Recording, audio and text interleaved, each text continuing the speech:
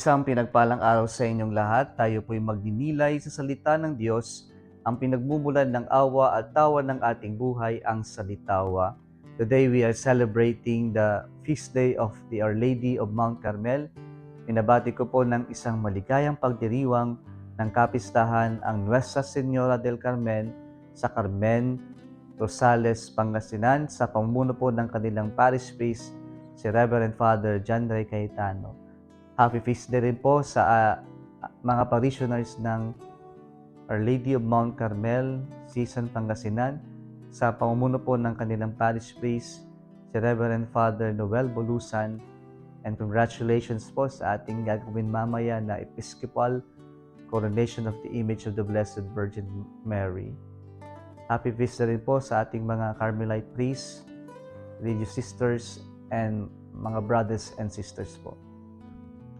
Sinabi po sa ating ebanghelyo ngayon, Jesus began to denounce the cities in which he had performed most of his miracles because the people there did not change their ways. Sayang yung pagkakataon na sa kabila ng mga napakaraming ginawa ng Panginoon, sa mga napakaraming kababalaghan na ipinakita niya para sa kanila, ay walang nangyaring pagbabago sa kanila. Mga kapatid, ang Diyos ay laging nagpaparamdam sa ating karanasan, sa mga tao sa paligid natin, sa mga pagpapalang tinatanggap natin. Yan yung mga pamamaraan ng Diyos upang ipahayag sa atin na mayroong Diyos.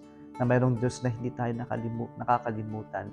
Na mayroong Diyos na gumagabay sa atin, na sumusuporta sa atin, na handang tulungan tayo kahit ano paman ang hamon sa buhay natin. Pero kadalasan sinasayang natin kasi binabaliwala natin yung mga pagkakataon na ibinibigay ng Diyos sa atin. Kaya tingnan natin mga kapatid yung mga blessings sa buhay natin. Baka dating ng dating pero hindi natin napapansin o binabaliwala natin. Baka maski yung mga tao sa paligid natin o yung mga minamahal natin sa buhay natin ay familiar na sila sa atin at tila hindi na natin nakikita o na-appreciate yung kanilang value o yung kanilang presence. At minsan dahil sa tayo ay familiar na sa kanila ay parang wala lang, dinadaan-daanan lang natin sila. Kaya mahalaga siguro sa araw na ito, let us try to appreciate the blessings that we have and be grateful sa mga blessings na ito. Sana yung mga blessings na to, as we begin to appreciate them, then we are also led to be closer to God. At yun naman yung gusto ng ating mahal na ina, na yung mga blessings na natatanggap natin ay tulungan niya tayo na dalhin palapit sa ating Panginoon.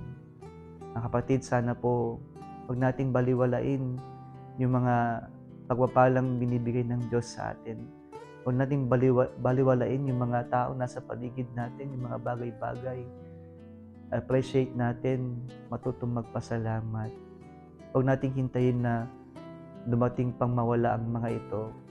Saka lang natin sabihin, sayang, pinahalagahan ko na lang sana. Begin to appreciate them before losing them. And be grateful sa mga blessings na ito sa mga taong nasa paligid natin. Kung nagustuhan mo ang video na ito, huwag kalimutang mag-like, share at mag-subscribe sa Salitawa Facebook page and YouTube channel. Muli isang pinagpalang araw sa inyong lahat.